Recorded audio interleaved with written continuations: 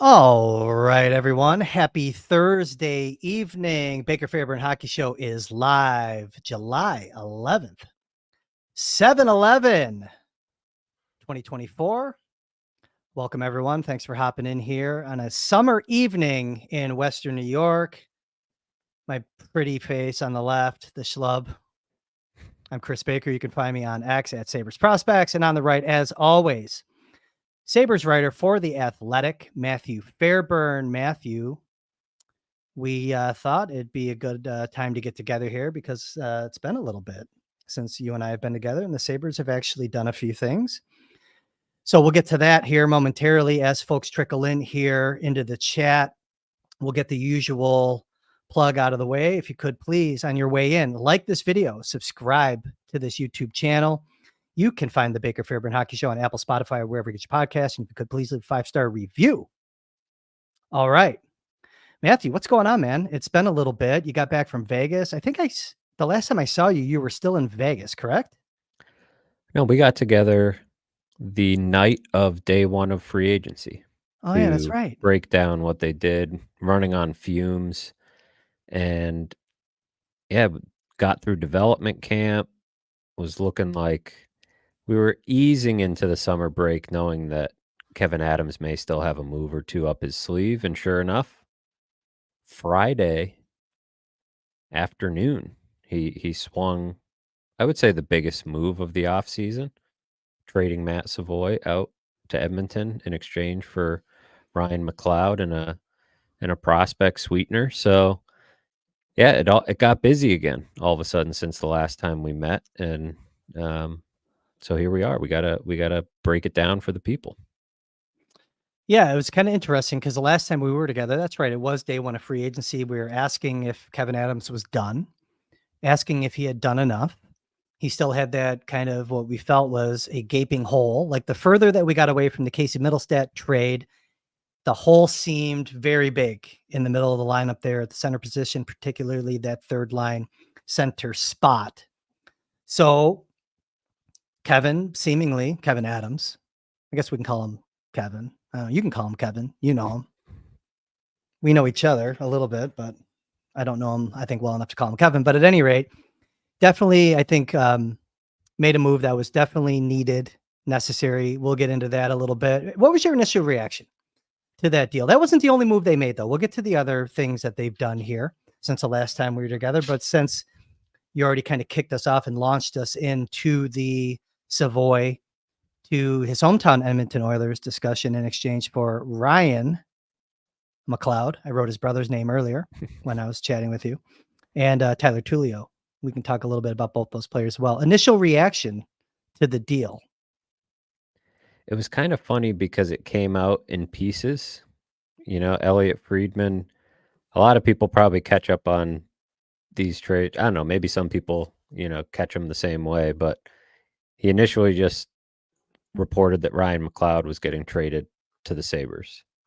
And you think, okay, that's a good player. That fills a need. That's somebody they need. And it couldn't have been, 5 minutes later that Savoie was the return piece, and that changes the dynamic of the trade a little bit. And it changed, I think, the conversation around the trade, from a national or North American perspective in this case, just people around the league discussing the trade, wondering why the Sabres paid this high price for what amounts to a third line center in Ryan McLeod. But I think given the time to digest it all, look at McLeod's game a little bit more and kind of break it all down, what it boils down to for me is it's risky, I think, for the Sabres and Kevyn Adams to trade Matt Savoie, but it is a risk that they needed to take at some point on some player. And is McLeod perfect? No, we're going to get into, what he does well, what, he's not going to bring to the lineup necessarily, but we could poke holes in Savoie too, right? That I think that's the nature of how these trades get broken down. Immediately, it's, one side's going to poke holes in the player that's getting sent away, and vice versa. But the Sabres needed to trade one of these prospects, I think, this summer. There were so many of them, and only so many spots in the AHL for these guys to play premium ice time. Only so many guys can play on your power play. I don't think Savoie was a real strong candidate to make the Sabres roster, especially after the first wave of free agency. I think he was behind Yuri Kulik in that regard. Just a rough guess, because who knows how they're, both going to show up to their respective training camps. But regardless of how you feel about the specific players or anything like that, it just felt like they needed to trade one of them, because the longer you go without trading them, I think the more you risk them losing value. There's a timing element to all this. So I do give Kevin Adams credit for using one of his top prospects, certainly a valuable and treasured asset by Kevin Adams, right? We haven't seen him do this. The best prospect he's traded is Josh Bloom, right? Am I probably? COVID draft year. That was Bloom for Riley Stillman. Yeah. For Riley Stillman. So he hasn't made this type of trade.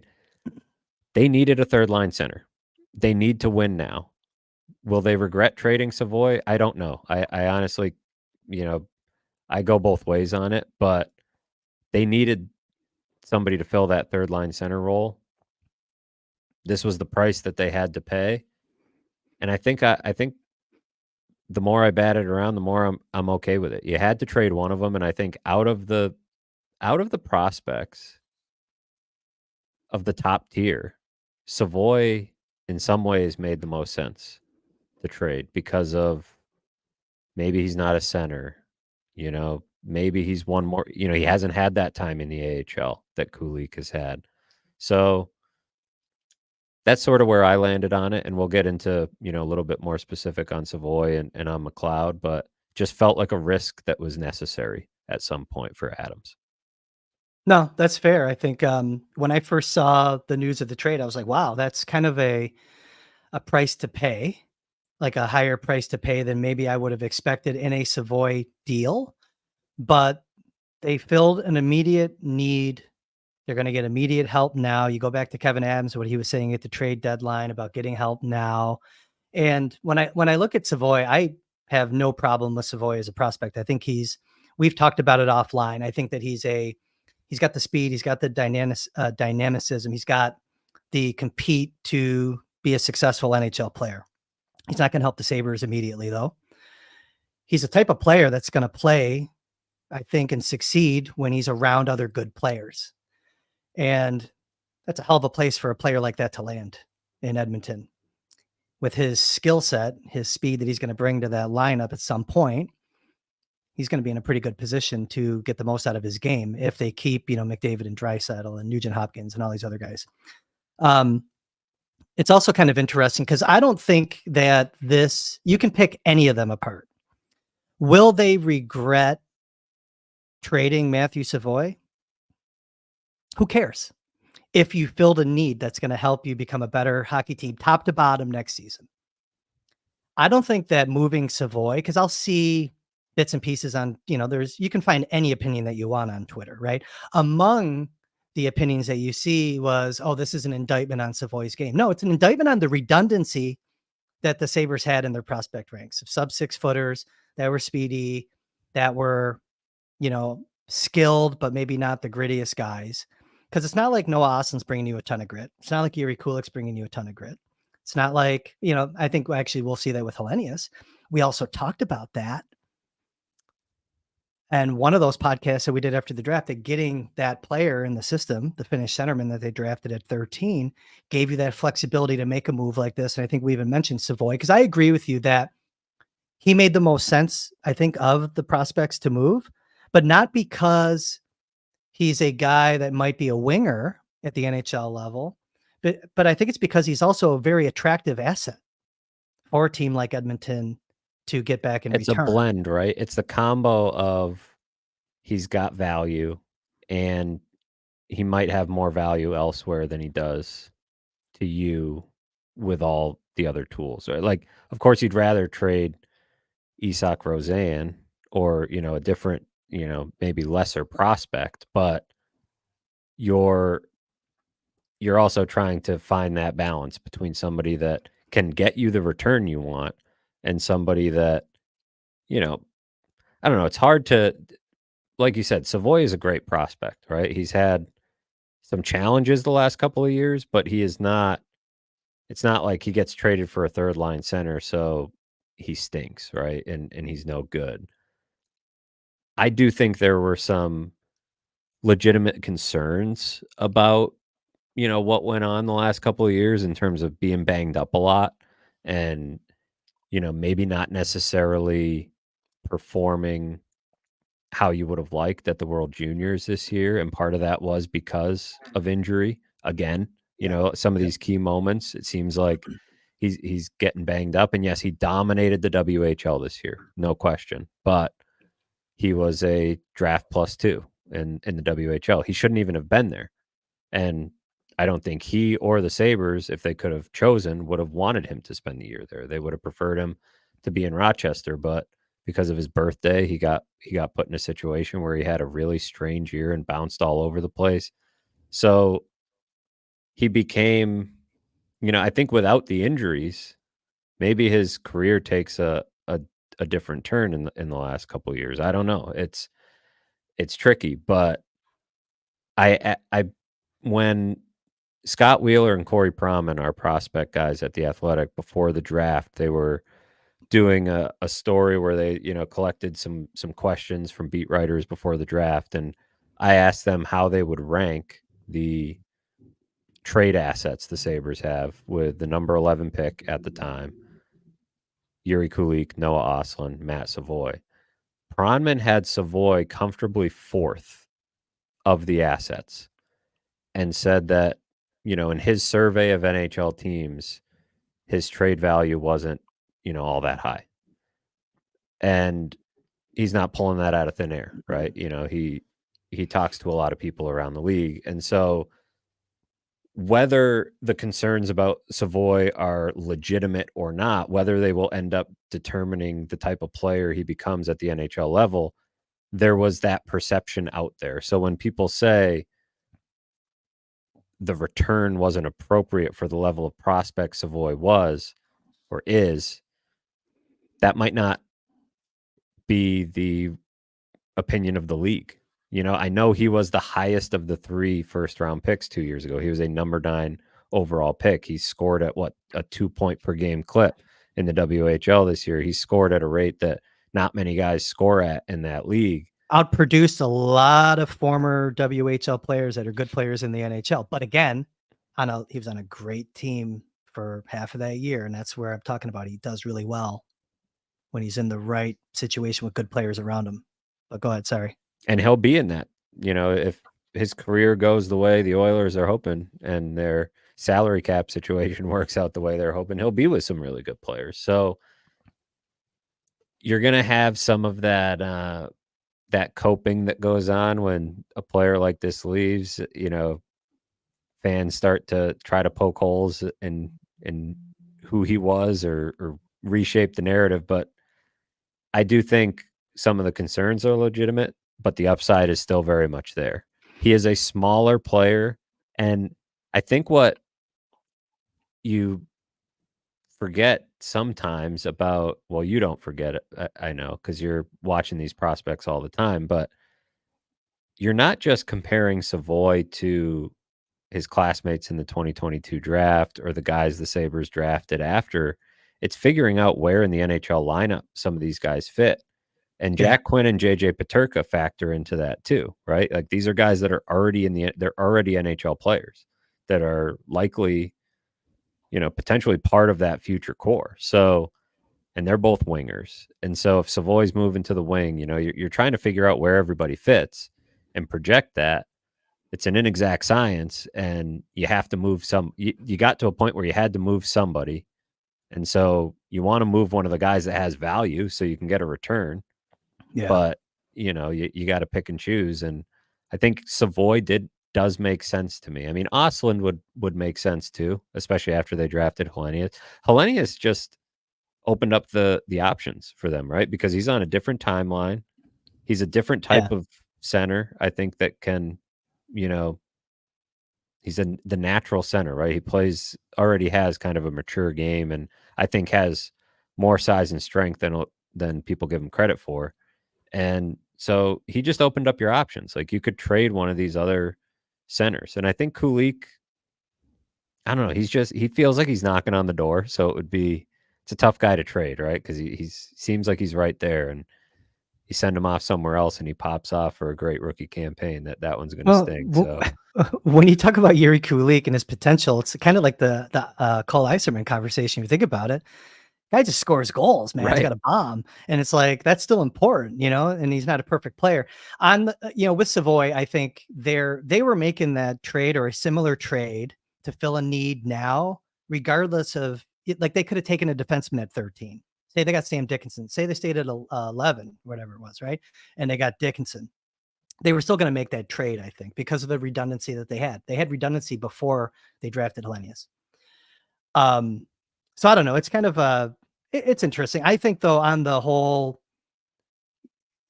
thought that maybe he was a diminished asset, it's got to be because of the injuries, if that's truly the case, if that's what the buzz is around the league on Savoie, because he's a good prospect, good player. He's going to help Edmonton. He's immediately their best prospect right now. Probably the best prospect they've had since they drafted Bouchard in the top 10 a couple of years ago. So we'll see where it goes. Both teams can do well in this trade. If Ryan McLeod comes in, let's talk about him. So if he comes in and he does the things that he's made a mark in the NHL with early in his career, by the way, still a very young player, and he fits kind of right into that timeline with a lot of the other young budding Sabres talents, some of them which regressed in 2023-24, by the way, but size, speed, and there was really this acquisition of filling that need with McLeod. It was a continuation of what they started, like the template that was in place on day 2 of the draft when they made that acquisition of Malenstein. Size, speed, rolls, PK, faceoffs. You got some hits elsewhere. You're not going to get a lot of hits probably with Ryan McLeod. What are you hearing on McLeod from your folks at The Athletic and your own experience watching him? Yeah, he's very fast, obviously, right? Like, I think a lot of us probably watched him a lot, during the playoffs, and I know When he played. Edmonton is when he played, he was a healthy scratch at times. Edmonton's one of those teams that I feel like people, we watch a lot, right? Because Connor McDavid is there, and they're on national TV a lot, but his speed stands out for sure. He will not be collecting hits, to your point. Our Oilers writer was, giving me a quick thumbnail sketch of the player, and, essentially said, he's not a guy that's gonna be hitting people. He's not a guy that, to this point in his career, has been much of a net front player. Doesn't like to get to the front of the net, doesn't, and that's probably why the point totals are what the point totals are. But to your point about roles, right? If this was the first move that they made, then the idea that he's not going to hit and not going to get to the front of the net might be a red flag for me. That this is the last move, or not the last move, but the most recent move that they've made after we've already seen all these other free agents they've brought in, it concerns me a lot less. I can find a line with a guy who can get to the net and a guy who can hit, and McLeod's speed in the middle, and it'll work out fine because he's a good defensive player. He's a really good transition player because of his speed, because of the way he can carry the Gets puck. the puck out of his zone, man. You notice that when he's out there. Yep. And that's a big theme of this offseason is speed and transition and being able to quickly exit the zone. I think it's where the Sabres' lack of speed showed up a lot of times. They were relying on these stretch passes last season that I think teams just started to figure out the ways that they created the rush offense that they like to lean on, and now they actually have legitimate speed. They have a lot of fast players. They don't all have to play on the same line. You can mix and match. You can put guys in different spots. But McLeod is another one. To me, he is a more natural fit for the role of third line center than Casey Middlestat. He is not as high upside an offensive player as Casey Middlestat, but he is better defensively. He's better on faceoffs. He's much faster. And so all of a sudden, I feel like you can build a third line that has a different identity. Casey Middlestat is probably more likely to be a top 6 center Yes. elsewhere. But that does not make him necessarily a better third line center, if that makes sense. Like, he might be a better center, but for the role of third line center, I kind of like McLeod for what they need. And he's $2.1 million, I was going not to say, there you go, right 5.75, there. right? He comes Better for the significantly role, cheaper. better for the role than Middlestat, and significantly cheaper, at least for this year. 2.1. And still team controlled. And if he's not look, the problem would become if he becomes a 60-point guy like Casey Middlestat, and then that's a good problem to have. You had a guy that had 60 points, and as long as everybody else doesn't disappear and McLeod's not your only source of offense, like, that means the Sabres probably had a pretty good year if he's pushing the offense like that. I do not expect that, but it's about putting. I think you can start to see now the vision of the team they want to put together, rather than just collecting talent and throwing it out there. Yeah. Papa Duke makes a great point. It's a good reminder 21 minutes in. Like this video, love this video, elope with this video. Yes. Elope after this video is over. My only other, it's just like a random thought. So it was Friday, right? I was done painting. I did that whole back room. Looks amazing, by the way. You've seen it. Come on. Looks good, right? Not bad. I did a good Not job. bad. Pretty I did good a good work. job. Was getting tacos, just chilling, I'm like, I'm just like enjoying the last day of my vacation. I was like, wow, 2 guys that were just traded for each other. I know there was another piece in that move with Tulio, but it was 2 guys that in their draft years got traded for each other that I really didn't love either of them. So that's kind of the secret, because I've covered Savoie here in the prospect ranks and you've known this. We've talked about this in the past. Like, the night that the Sabres took Savoie, he was the one guy in that range that I was like, I hope they don't really go for him. But he has been a good prospect, but he had like tunnel vision and things like that. There were things that just, like, he was good. You could tell he was very talented, had a good hockey pedigree. He was a hockey lifer. You get to see it. He lives at the rink. He loves it. But there was something about his game that just didn't always like do it for me for the Sabres system. And then, of course, they took him that night. I was telling you the story. I was in there with Duffer and Marty. They were on location. That was the draft in Montreal. Yeah. And I was in the studio at the stadium, and Duffer got the pick early, and his earpiece was like, Bags, what do you think about Savoie? I was like, eh. He goes, well, he's the pick. I'm like, oh, fuck. So like we had to just kind of scramble and just kind of go for it. But at any rate, that was just a random thought. So Ryan McLeod comes in. Okay. Last time you and I were together, we had this notion when Lafferty, when we were talking about Lafferty on the day of free agency, we're saying, hey, Peyton Krebs on watch, right? Well, now he's really on watch. Now, I know McLeod can also play wing, but it seems like they have this earmark. Like, I think Kevin Adams even said, like, he's our third line center, right? Like, I think, didn't he even say that? Did Adams pretty much say that McLeod, they see him as a center? I don't know that Adams has spoken yet about this. No. I don't know if there was like a quote or something attributed. There was something in my mind. I don't know. But maybe it was one of the. I feel like he said Sam Lafferty he was pretty emphatic that Sam Lafferty could be a center. Center, yeah.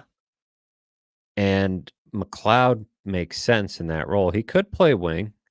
So this is something that and we'll get into trying to sketch out the depth chart, but I feel like sketching out the depth chart is going to be a bit of a challenge, and it's part of what's fun about training camp this year. both on the blue line and now in this forward group, I think you have a ton of options with how you put it together.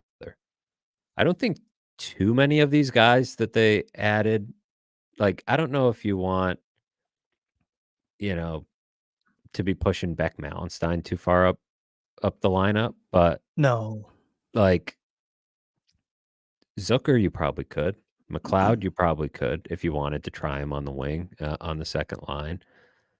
There are some interesting options, and it definitely, I mean, if Peyton Krebs was on notice on July 1st after all those signings, I think he's very much on notice now. I Yeah, think man. anybody, outside of the obvious, top 6 guys on the Sabres, forward group, they're gonna have to earn what they get, right? Like, they're gonna I think even Jordan Greenway, I think Jordan Greenway has a role, but, you know, he's not the only one that plays that role now, right? Like, they have other guys that can kill penalties now, other guys that can set the tone, that can, play a defensive-minded role. So, everybody's gonna have to re-earn what they thought was theirs, and I think that was a big problem with this Sabres team last year was all these guys coming back thinking, "This is my spot," right? Everything was handed to them because 91 points was a great season. Everybody deserved a big attaboy going into the summer. Nobody got they didn't bring anybody in, so nobody was competing for jobs. Everything was fine, and everybody just wanted all that stuff handed right back to them. And now it's what we talked about at the end of the season. If you're going to bring up accountability, if you're going to use that word and talk about it over and over and over again, I started to roll my eyes, right? Because it's almost the opposite of accountability is constantly talking about it. Like part of accountability is doing it, like just actually being accountable. And now they have created a situation, an environment in which they can actually breed accountability, real competition. The only way you do that is by having competent and competitive players who can push people for jobs, who can make somebody like Peyton Krebs uncomfortable. Peyton Krebs probably looked at his phone last week multiple times and maybe skated a little harder that day in his Mhm. offseason training or threw an extra, 10 pounds on each side of the barbell. Like that is how you create accountability. You got to make guys feel a little bit uncomfortable, and nobody should feel comfortable after the way last season went. So that's why I like the way they're putting this forward group together, doing recognizing that yes, they could have gotten a higher end, and maybe they still can. We'll get to that, but it's hard to look at what they've done and be too bent out of shape about it, right? Like I wasn't convinced going into this offseason that they would be able to add 5 new forwards. And here they are with 5 new forwards who I Yeah. think are you can picture a role for each one of them. That's the important part. Is the offensive upside there in the lineup? That might be a question, but they are going to have a pretty strong, as Bunt takes points out here, a legitimate identity and some vision with how they're building this team for the first time, you know, I threw that in a up couple years. because you were riffing on a similar thought. It made sense to put it on the screen when you were talking, and I think that kind of capsulizes why at the end of thinking about that whole Edmonton deal that they made, that I'm good with giving up a Savoie level offensive prospect to get that role, to get that identity. And it's not just the one move, it's in the scheme of everything that Kevin Adams has done in this offseason. I don't think he's totally off the hook yet for some of the things that you just said. But I think you're right, though, also on the accountability thing and everything else. You could probably make the argument that when we go back and all the things that we were talking about last year when Don Granato was still the coach and probably couldn't sit guys down or take away power play time or anything else because there wasn't other options for him to create that accountability in lineup. It was almost like he had this finite group that he had to work with. They weren't bringing up the young guys from Rochester. They didn't address the team in the offseason when they could have. So, yeah, I wanted to throw that up from Bunt Takes. Another new name that I'm seeing in the chat, by the way. I don't know. Bunt, he's probably been here for a while. I've been asleep at the wheel with the chat many weeks, but thanks for that thought, Bunt Takes. You're seeing a lot of that in the chat, though, as I casually scroll through it. Identity, you're seeing some of that tonight. Well, and there's And it's this a little bit of idea a different too flavor. Yeah, go ahead. from Captain Ahab. It's obvious Lindy is pulling Kevin's strings with these moves, and under Granato, we were soft and allowed to make mistakes. Those days are over.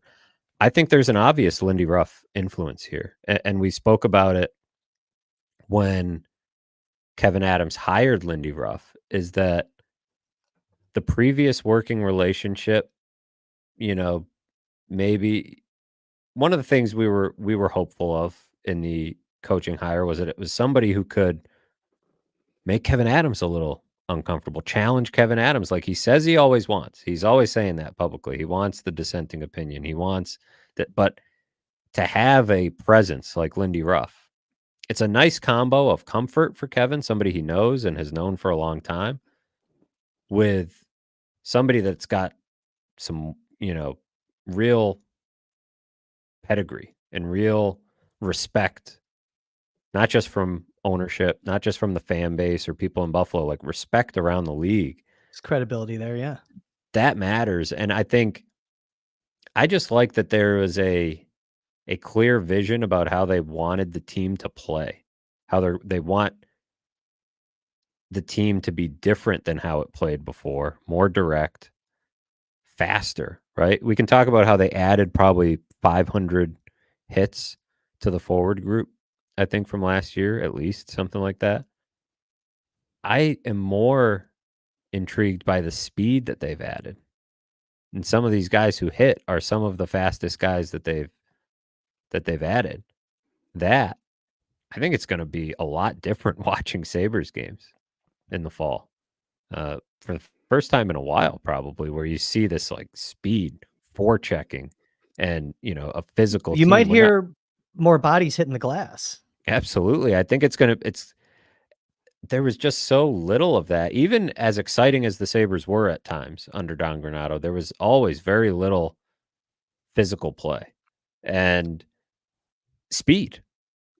Yeah. Like, Casey Middlestad's a great player. He's very slow, right? A lot of the Sabres' best, a lot of the forwards the Sabres have or had prior to this summer, the speed element was missing. I mean, if you're replacing Okposo, Gergensons, Olofsson, Skinner, Jost with, Malenstein, Lafferty, Obey Kubel, like Zucker, I don't know how much speed he still has left, but, McLeod, who's legitimately one of the competes, though, fastest man, skater in the league. And Zucker still thinks he's got some speed, so I'm not going to write him off in that so do I. department yet. He's 32 though, and I know how it feels to be 32, so I'm keeping that in the back of my mind when he says he's still got some speed. We'll see, but he plays a direct net front game. He likes to play physical when he has to. That stuff was so desperately lacking from the Sabres lineup. And it's got nothing to do even with, whether these guys are going to fight or anything like that. It's just a team that can forecheck hard like that, I think will open up some offense for this team. I say it all the time, man. It's just like, go out and take a run at some guys, finish your check. And even, like I said, even if you hit all glass, it lets your teammates know you're dialed in, lets the opposition know you're going to be coming all night. And you got to do it early. It's a team that had slow starts. You're going to see some nights where they probably start that fourth line. Yeah, why not? And that's well, a Lindy that's what's move interesting. too. Like, do you occasionally put Obey Kubel up a line or two just to spark something, right? That's where I think this could get interesting. And you have a coach in Lindy Ruff. You got a fly flying around your office there? Apparently. I got a dog passing gas and I got a fly. It's a great night in the But bunker. you've got a real tactician behind the bench who I think can play around with some matchups and do some of that stuff. There is a fair question about the offensive upside in this lineup, but the Sabres forecheck is going to be, buzzing around. It's going to be as annoying as that fly is right now, buzzing around Bakes' head over there. You muted I'm yourself. ignoring it until you mention it. You muted yourself. I know, because I was swearing at the fly. Yeah, the fly sucks. But so it's not a good situation. I was just thinking about how you're like, yeah, maybe you can put Obey-Kubel up the lineup as an example. You hope that doesn't have to happen, right? Like you hope that No, but everybody's clicking and but no, I know what you're saying. I know what you're saying. I like where you're going with this. The biggest thing that stands out to me is, I know Eric Robinson and Girgensons they were 6'2" forwards, but like, your Savoie, Jost, Olofsson, Skinner under 6 feet. They brought in guys with the exception of Zucker, who's what, 5'11", but Mallenstein, Lafferty, Obey-Kubel, and now McLeod over 6, bigger, faster. That's kind of what you're saying. I just wanted to put some metrics to it, or at least, measurements, some vitals. Could be a fun team to watch. Now, we're spending so much time talking about the new guys, and it only matters if Tage is back. Peterka keeps going. I think we talked about it a little bit last time we were together. Got to get Jack Quinn, keep him healthy, get him scoring, make him a 30-goal scorer. Dylan Cousins has to have a rebound year. Everything works. So line combinations, I mean, I think you and I are pretty much on the same page, right? Where we could see Lindy maybe staying where Granato ended with Peterka, Thompson, Tuck. Is that kind of where you're at? that's And then it where gets different for you and I think, right? I think we're kind of bookending things the same way, but I think things get a little different on the second and third for you and I. Yeah, the last time I sketched out the depth chart, I still had Peterka, Thompson, Tuck. It was before the McLeod trade. Last time I published something, I've obviously been sketching this out in my notes. But the only question I have about Peterka, Thompson, Tuck is how Lindy Ruff will feel about Peterka and his 200-foot game, considering Thompson is not the best defensive player either. Tuck is good. But I still think that's probably the line you go with because you have enough of that identity in your other lines to make up for it. And maybe, I mean, Tage Thompson has the attributes, I think, to be a good defensive player. Who's he going to put up there, though, if it's not Peterka coming off the season that he had? Is going to be Zucker? It would have to be Zucker. That's the thing. You don't have a lot of options. I'm not doing that. So I think it has to be Peterka. Mm-hmm. Unless you wanted to get crazy and go Benson, but I think that's a year or two away, probably. I'm down with that thought, but maybe he's been, yeah. Maybe he's been at the carnival, just adding all sorts of weight and going nuts on the Sicko Carney vibes summer. Sicko Carney vibes, yeah. Maybe is Mitch here tonight? With 10 to 15 pounds of lean muscle from the donut stand and be ready for that top line roll. I don't know, but I think lean muscle from the donut stand. I like that. I'm working the donut stand. That's the type of shit that I say. I'm like, I got all this lean muscle from the donut stand. Like, it's not lean. He'll be there eventually, but I don't think that's where you want to start. So yeah, it's probably Peterka, Tage, Tuck. Okay, so 2 for me, and I said this last time, so I'll just to repeat it. I'm Benson, Cousins, Quinn. Where they ended is where they begin for me, but you might see things differently there. I had Zucker with Cousins and Quinn just because it feels like some of that experience, something wasn't right with Dylan Cousins last year, right? Pretty much the entire year. Like there wasn't a legitimately strong stretch of play, it felt like, from him at any point, in terms of producing consistently. Quinn, I think coming back helped spark him a little bit. But I kind of like the idea of getting, an experienced player up there with him and, maybe settling him down that way.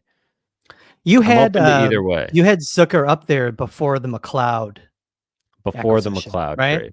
Okay. And now that's where the McLeod acquisition maybe changes things up a little bit, right? Because maybe McLeod not being a great physical player, not a great net front player, maybe you want to pair him with Zucker. So that's where I'm a little bit, you already had the familiarity with Benson and Cousins and Quinn, and, it's a pretty good working line, very young, but, Cousins now should be the adult in the room. Benson plays, more mature than his age. They should be able to handle that. And I think the net front game of Zucker and the physicality is almost necessary if McLeod's going to be your third line center. I'm Zucker, McLeod, Greenway. I think it's a pretty good defensive line that you can throw out there for some matchups as long as Greenway is, just kind of keeps it simple. I don't know. I mean, Greenway, I just want more consistency out of him, I think. And maybe a little more physicality. Like, is Greenway going to be inspired to bring a more physical game with those additions to the lineup? That's another concept that we haven't really gotten into. All of Is these he guys, going to, not just Greenway, Cousins, but Page, specifically Tuck, Greenway, but Greenway. right? But specifically Greenway, I think in the context of this discussion, for me, anyways. And then of course Obeku, Bell, Lafferty, Malenstein. I think we're in agreement on that. So, are these players even going to be here, right? When the season starts? Is Kevyn Adams done? Is he done? He's done on the blue line, right? Henry Maybe, Jokiharju gets a 1-year deal for what, right? 3.1? Okay, yeah. So let's talk about the rest of this offseason. I mean, So the blue line, I think Henry Jokiharju, you're probably not getting anybody to take that 3.1 before the season starts, right? That's 1 year, 3.1 million. He yeah, signed right after that's that. more deadline, or a team That's that's savvy leading up to the deadline would maybe look at a player like that if he plays maybe you well. would trade. So they're probably done on the blue line, but that's one place where shaking it up would be interesting, but it would involve a Jokiharju trade. And I don't know that you can move that salary. Maybe there's a few teams that still could budget for it, but I don't know. I'm not necessarily thinking that's realistic. So they're probably done there, but they might not be totally done up front. I mean, there's still some loose ends to tie up in terms of Krebs is an RFA, unsigned, and Mhm. currently doesn't. We just sketched out the top 12 and he's not in it. Is he a center still or is he a wing? And how does he fit in? Because speed wise, I don't think he quite matches up with some of the new players they've added. And physicality wise, there's a willingness there, but not exactly an execution that you'd like to see match up with some of the guys. So as far as the role goes, he's going to have to really fight and earn it. So maybe there's a potential trade that could happen there.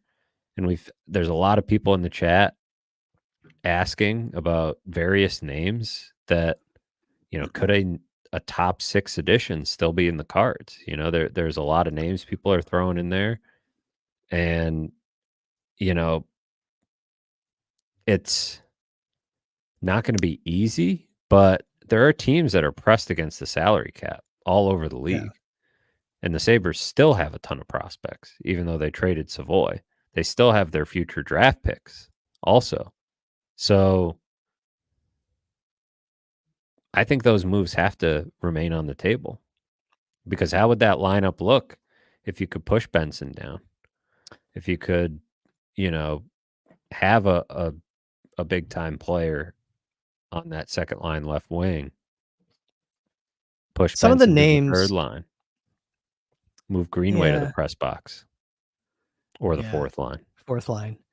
Um, so I guess some of these names, like we talked about this, I guess coming into free agency.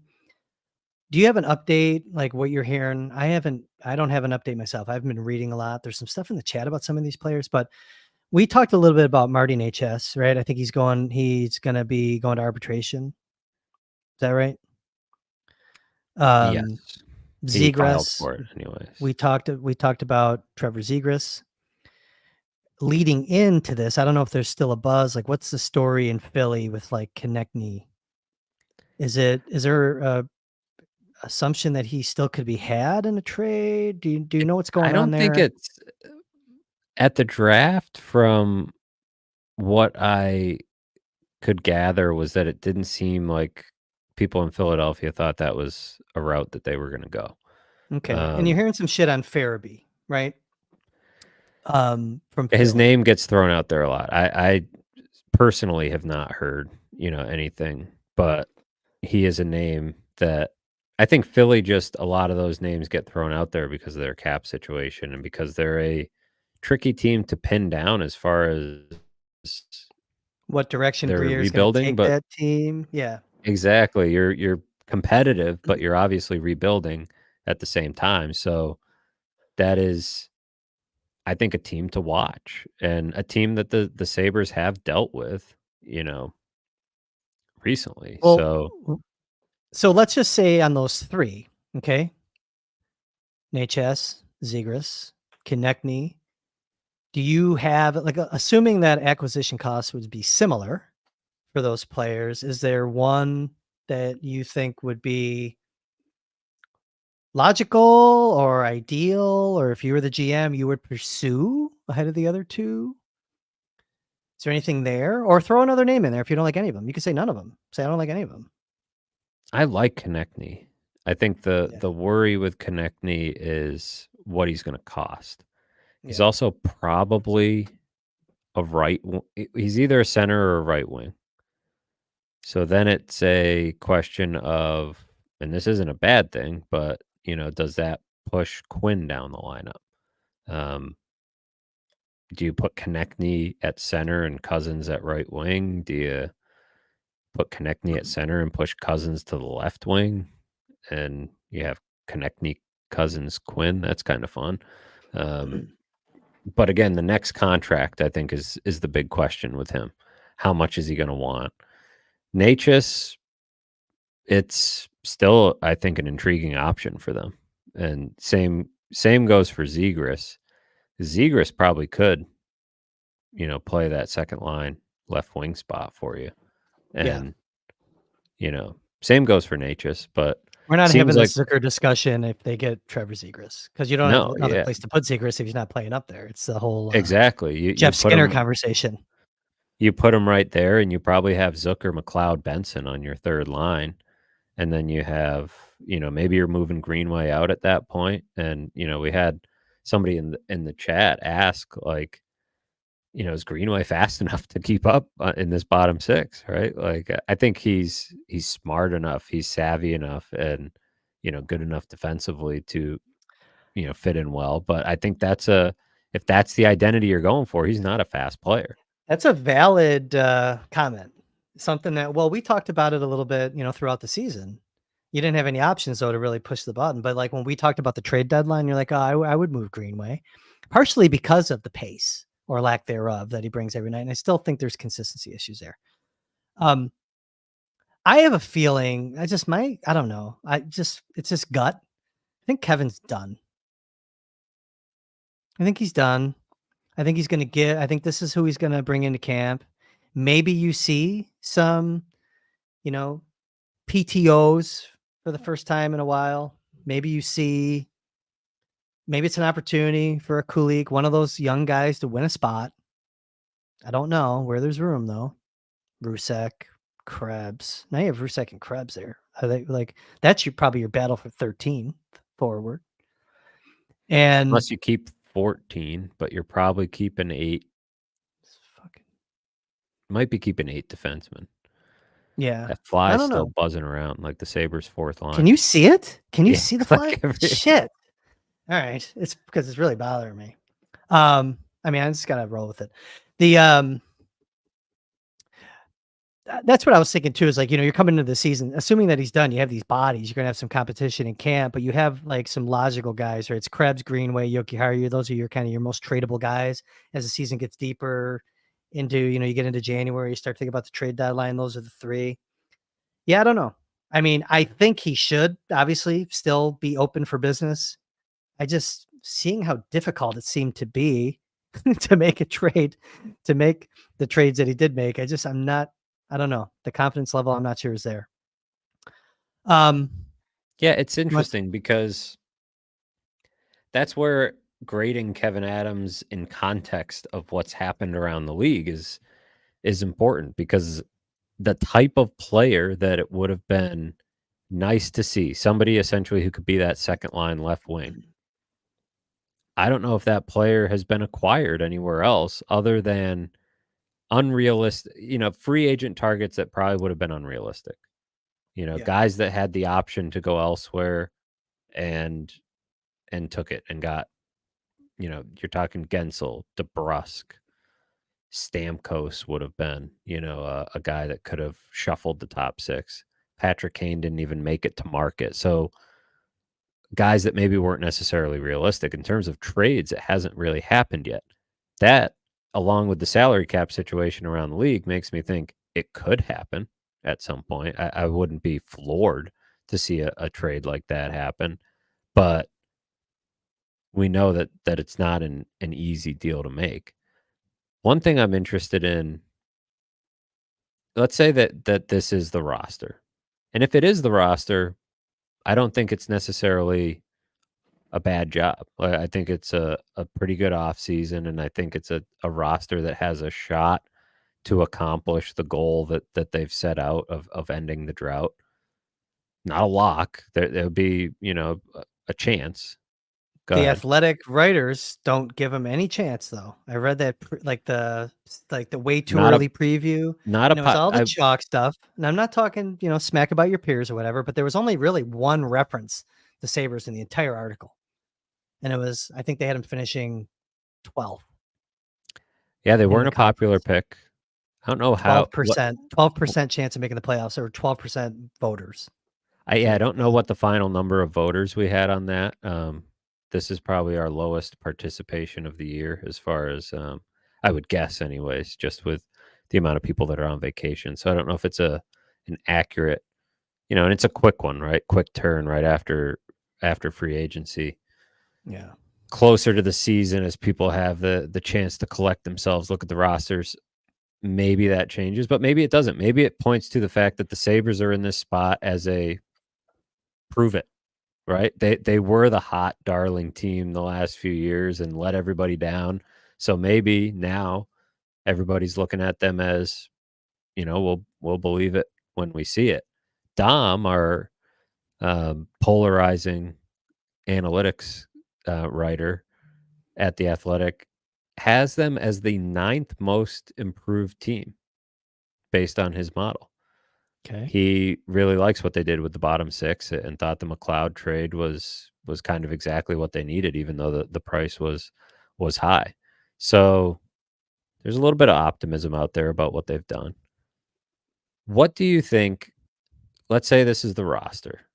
You got Krebs and Rusak fighting to be your extra. You go with 8 defensemen. Dennis Gilbert makes the team. We'll get to the goalies after, but because we haven't talked about Reimer. But what do you think the defense pairs look like? Because I can't figure it out for the life of me. Maybe that's because Lindy Ruff not knowing what he'll prefer, but also, they're heavy on lefties, and it's just kind of an interesting puzzle to put together. So I think about what Lindy said in his press conference. He mentioned Yoki Haru. Kevin speaks nicely about Yoki Haru, as he should. He's gonna, he spoke nicely about Kissy Middlestat too, right?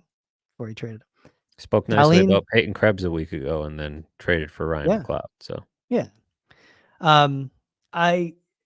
what I think is going to happen, I don't know if I would do it necessarily. I mean, I've said it pretty sure. Like when we talked about, hey, go get Dylan DeMello because he can prevent you from playing Yoki Haru with Darlene. Well, they didn't really make that acquisition, right? So I think it's probably Darlene Yoki Haru. On the bottom, you're probably looking at Samuelson, Clifton, which leaves you with Power, Byram. That's kind of where I'm at, I think. On the fly. No pun intended. I think that fly is gone. I think that's what I see. I mean, why are you going to go Byram with Darlene? What are you doing there? Since we did the forwards, we might as well cruise through the D real quick. I'm tempted to go. I think how you have it is the most realistic way that they start, but I am tempted to see what Byram looks like with Darlene, because I liked how that looked.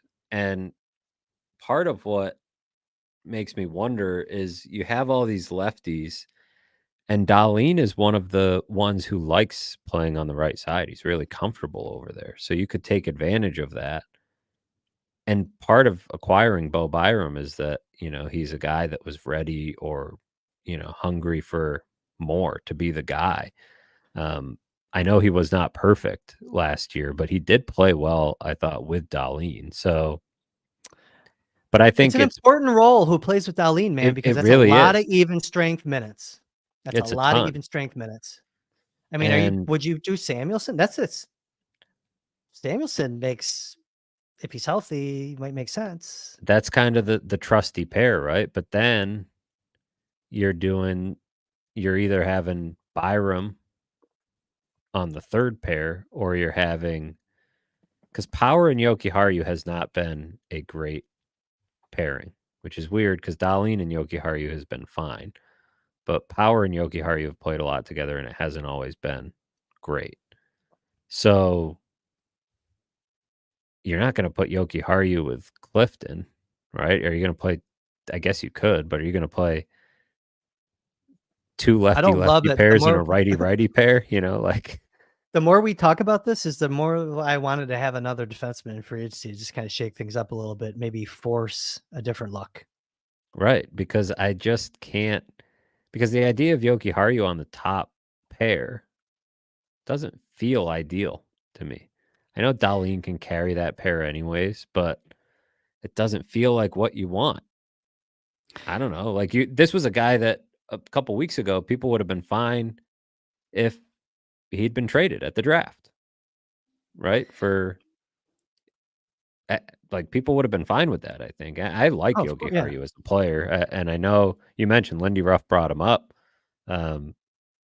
but as a top pair guy, That's what's troubling about this. We keep hearing how the Sabres have this great young defensive core. We're sitting here saying, who the hell's going to play with Dahlin? And then there's a trickle down effect if you put someone else there and it's not Jokiharju. You know what I mean? I don't know. The more I think about it, though, I'm not exactly enamored by that 6. I'd rather it's have Ryan kind. Johnson in the lineup, honestly. Well, I If do. he earns it, if he shows the Well, growth. Dennis Gilbert is probably going to get some games too, right? Yeah.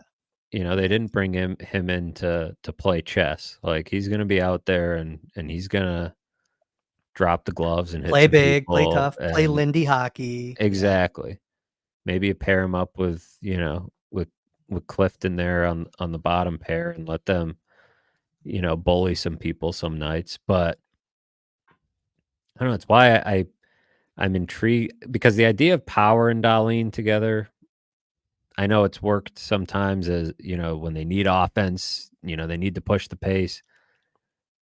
It doesn't strike me as something you want to go to night after night. It's why I come back to Byram and wonder how that would look. But I think you're probably right in that the crutch that they might fall back on would be Samuelson. But then that just kind of jumbles the rest of it up. So maybe it ends up being Jokiharju. I don't know. I mean, But does it matter? Dahlin's going to play probably 26 minutes a night this year. that's true He'll too. play damn near half the game. Right. So he'll So play who with, gives a shit what your bottom yeah, 6 pairs? I Put guess Bryson out there again. I keep forgetting about Bryson too. So I was just looking up to see. So RIP officially cap friendly, by the way. And because I wanted to see the Bryson minor league salary details if they exist. Same thing with Gilbert if they exist. Still can't get that on Puckpedia yet. So at least I'm not familiar with the layout of the page there. I don't look at it as much as I look at some of the other sites. But anyways, let's move on to goaltending. We're already at an hour. It's July 11th. I mean, come on. Do we want to do this for an hour and a half tonight? So Sabres shored up their goaltending depth with a pretty experienced goaltender by signing James Reimer to a 1-year, $1 million, going to get $1 million wherever he plays contract. And I know what you're saying. Okay. Like we talked about this with like Luukkonen and Levi. And it certainly seemed implied when Kevin Adams talked about his goaltending coming into the season. So what does this move do to, is it an open competition with all three? I mean, is Luukkonen, because it's not going to be his net anymore potentially, right? Like we know the mental psyche with Luukkonen. I think we can confidently say Luukkonen's, good to go. But what does this do for Devin Levi's prospects of making the team? Because he's a guy that you can send down. Had a hell of a year when he went down to Rochester. It was great. great. I still think he should be the guy. But you have to manage the waiver thing, everything else when you pass a guy through. What's your take on the James Reimer? They needed experienced depth. They got it. For me, my first thought was, I know he hasn't been in the AHL in 14 years? 13 years? When's the last time 20 James Reimer had a sniff? 2010-11 season. Okay. So I mean, that's a while ago. Is he going to ride a bus for the first time since Obama? I guess for $1 million, right? I'd ride a bus, play some games in the AHL, play in Utica, but it's interesting because it's a decent salary. It's a goaltender who has been in spots where he's played a decent amount of games, and like you said, has not gone down to the AHL. Like, this is a guy that I think if you waive him, there's a chance he would get claimed. Not, it wouldn't be a lock at $1 million, but there's a chance. And so it wasn't quite the obvious, like, oh, that's a number 1 AHL goalie right there, and your number 3 that you call up if with injuries. It's like, okay, this is a guy who Devin Levi has to earn it now, right? Mm-hmm. I think Luukkonen has earned the Kris. He's the starter once he puts pen to paper. He did elect for arbitration, by the way. Another little footnote to the goalie conversation. Yeah, and real quick, by the way, I don't want to take us too far off, but the QOs, because we haven't covered them here, were Luukkonen, Malenstein, Jokiharju did, right? But then they signed him. And then Krebs. And Krebs. Yeah, okay. They didn't qualify Bryson, but then and signed him on the cheap. Yeah. Yeah, got it. Okay. Sorry, go ahead with I just wanted to make sure we covered Luukkonen and Malenstein were the 2 that elected for arbitration. So they will they have between now and then to come to a deal, or the arbitration process will unfold, which can get heated. You can Google. They got to get a deal done with Luukkonen, though, right? Because they can only get a 2-year max. Is it for him? You can only get a 2-year max, I believe, when the arbitration award, which then you would almost want to take the 1, right? Because he'll still be an RFA after next year if you take the 1. If you take the 2, I don't know if that's the case. I have to double check his contract, but that could be getting into some sticky territory. So you want to tread lightly. And the Bruins took Swayman to arbitration last summer, and it was kind of an ugly process. Swayman didn't come out super thrilled, but now they're in a better place and they're working towards a big time extension. He's not going to arbitration this summer. So I like your point about Reimer, though. It's like there's a difference between bringing in Reimer versus like a Malcolm Subban, right, or a guy like that. Like a guy who you're like, oh, that's your number 1 AHL goalie, and he can play if somebody gets hurt. This is a guy that and sing the anthem. He can sing the anthem. That was quite the story. A few months before I took this job, one of Vogel's last stories, I believe, was on Subban singing the anthem. Sorry, I'm just being silly. But Reimer is not like, I don't know what Reimer's exact market was, but I guess my point being, he has had some stability around the league and has played okay. So this is not a guy that's been in the AHL. He got a one-way deal. So he lasted until July 5th on the market. It's not like he was a hot commodity. He got $1 million.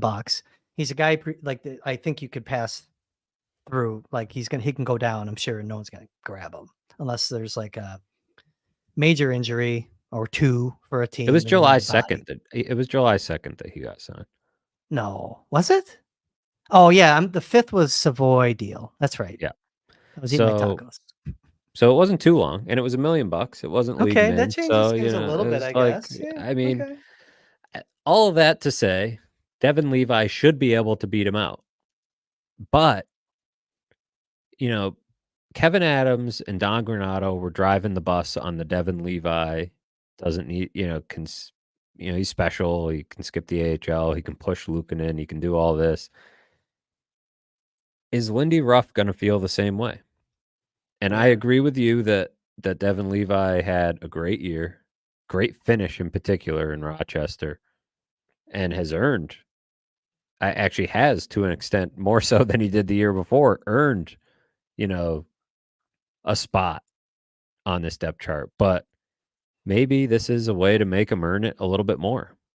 And because of the flexibility that you have, Levi can go back down. He can come up when you want him to.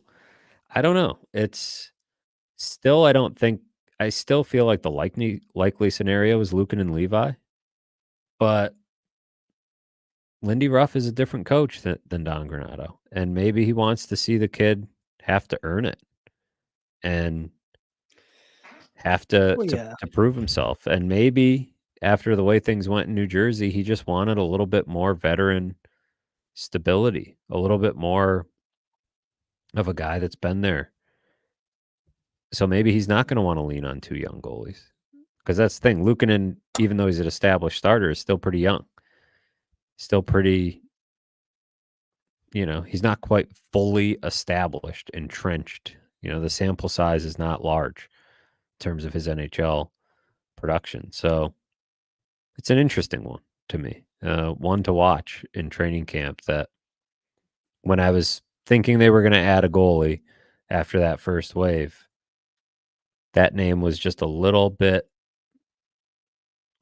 bigger, I guess, a little bit more established than maybe I thought they would get. Yeah, but if it's not Luukkonen or Levi, I can tell you that's not James Reimer that's going to get you to the playoffs. Okay. Well, no, So it's at the same and time, like, that's the thing. If Luukkonen gets hurt, let's say you have Luukkonen and Reimer on your NHL roster, and Luukkonen gets hurt, you're calling up Levi. There's no 100%. doubt. Levi is going to be your organizational 2 no matter what. It's just because you see that a lot with teams. Your org 2 a lot of times is your AHL 1. You're going to see that.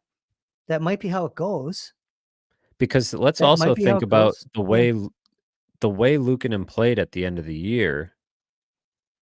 Part of what was working for him, he was playing all the time. Yeah. And he did, wear down a little bit at times, but he played a lot.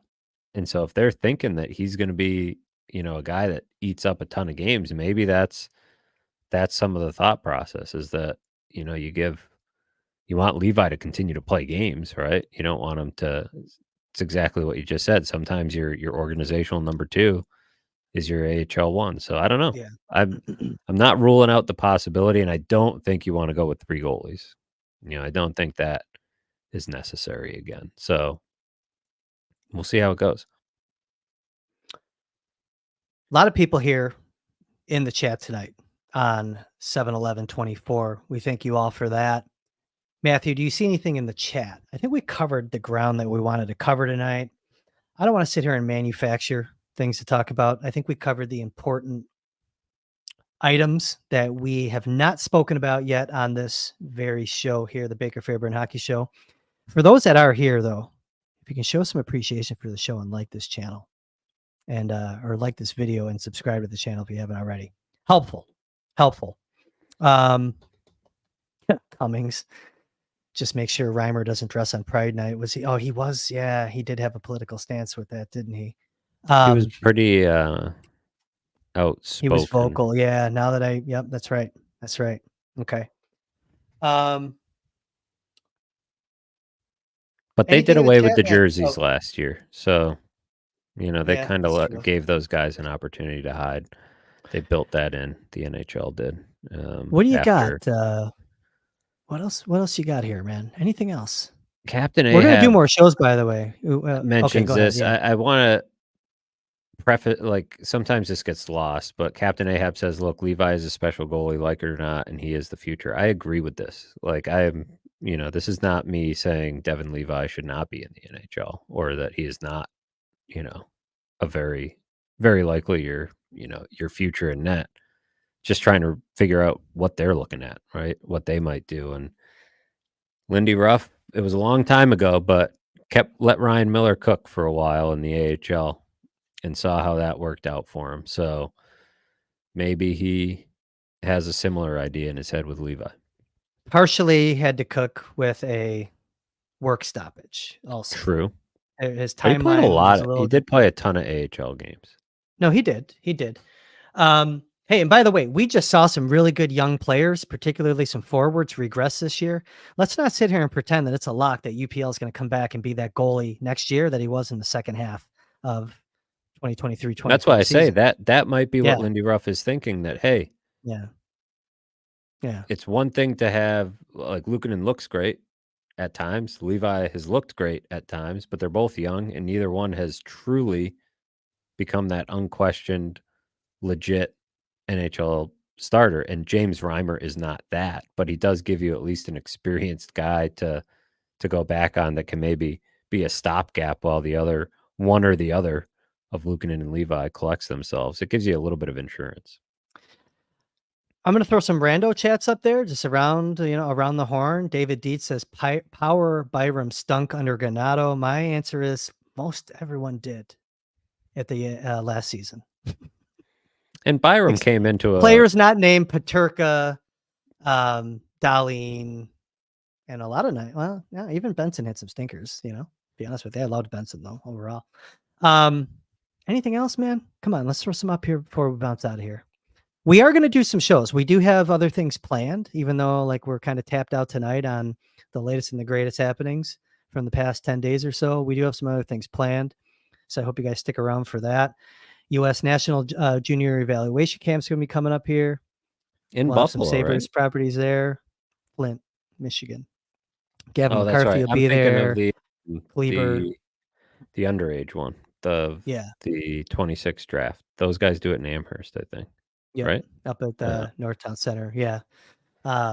We should see, Wahlberg won't be skating. They know what they have for him on Team Sweden, but Kleber, I got to check in on Hellenius. But Gavin McCarthy got the call. We'll have plenty to talk about there. There's a lot of hockey still to talk about this summer, but we have other things planned too. Maybe some interviews too. I don't want to overpromise and underdeliver, but I think we haven't had a lot guests. I don't think we've had any guests. We haven't had any guests. No, just the chat. We need to up our guest game. What do you got here?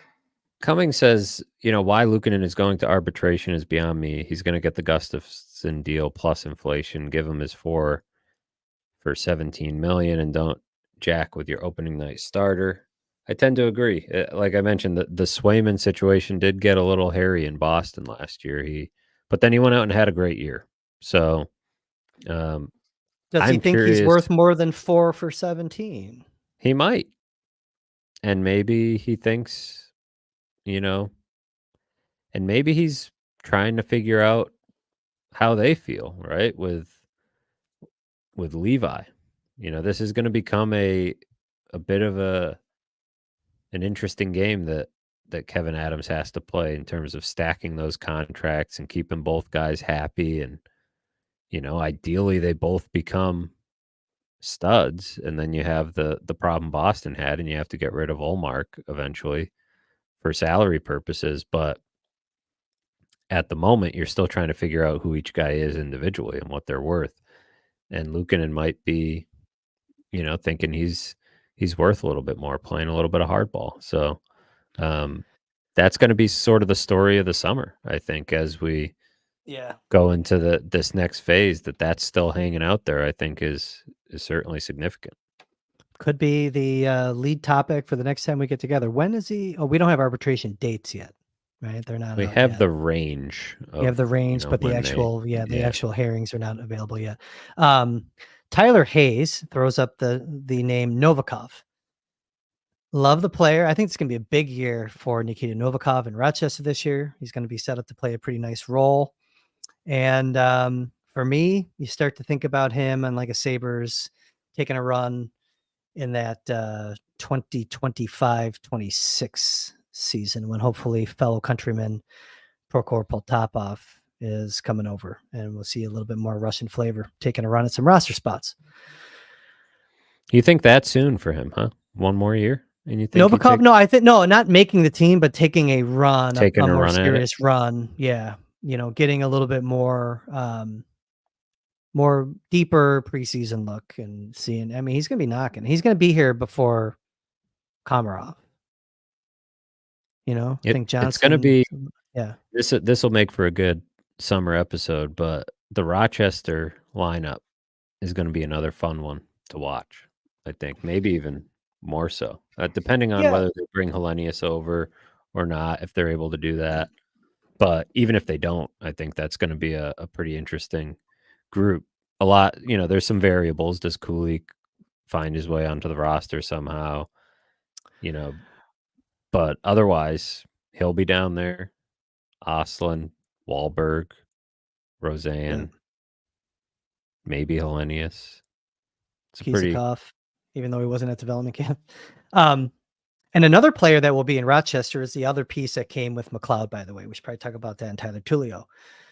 Energy player. Kid scored 40 in the OHL. Oshawa, I think it was. Really good, like energy, spark plug, effort player. Can shoot the puck for like a small guy. So kind of I think there's people that think that he can play in the NHL down the road. I don't really just see it, especially here with all the logjam of some really talented forwards, but not bad organizational depth. We'll see what comes of that, but I'm not really, I think it wasn't just a contract. You see these deals a lot and like you throw a prospect in just to move a contract. I think it was a little bit more than that. I think the Sabres do see at least some upside for Rochester there, like legitimate upside at that level. But I wanted to spend at least 45 seconds talking about the other player that came in also. That's good. We did I think we mentioned his name, but we glossed over that. We went right to the headliners. So you want to get the hell out of here, Matt? Yeah, what do you want to do? We're under an hour 20, in? so that's a short episode for us. We'll keep it tight. And yeah, because I'm almost needing a refill. I gotta go downstairs. This is very stressful first week back at work for me. This is 1800 coconut tequila and pineapple juice. It's very good. 3 parts pineapple, 1 part tequila. Anyways, it's a good summer drink. It's a good anytime drink. Trust me. All right, Matthew, any plugs? Stephen Cantor brings up a good point. Owen Power got engaged, which is great for Owen Power. Congratulations to Owen Power. What's more interesting to me about this is that the Sabres are currently, there's a group of them out in Switzerland, I believe, like vacationing, but also practicing together with a team out there. They've been on the ice. Darlene seems like one of the ringleaders. I can pull it up on my phone there. Really? As the kids do, they're posting it on Instagram and such. But Owen Power is on that trip. So he got engaged on the Really? He's getting some work in on the ice, working off the ice in the weight room, and got engaged. So it's been a busy week for him. Let me pull up. I'm like, Matthew, do you have any plugs? And you're like, right. Owen Power's doing some plugging in Switzerland. He let me see if I can figure out who. Luukkonen is over there. Yuri Kulik is there. Darlene, Paterka, Yoki Haru, Power, Samuelson. Okay. Somebody I don't recognize. So all players with a European vibe to them, with the exception of Power, right? Like even Samuelson's got some roots over there in Sweden. That's true. He does. Although he is a Philly Jersey boy. Yeah, he's a USA guy, a USA hockey guy. But yeah, I don't know.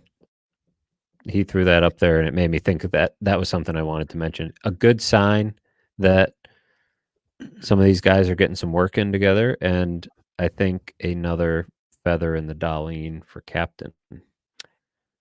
Since you refuse to do a plug for yourself, I will plug. You have an article up that you posted today on The Athletic, right? I do, yes. Okay. Some leftover thoughts from, where the Sabres stand after the first wave of free agency. I've got an interesting look coming. I think it'll be like next week sometime on.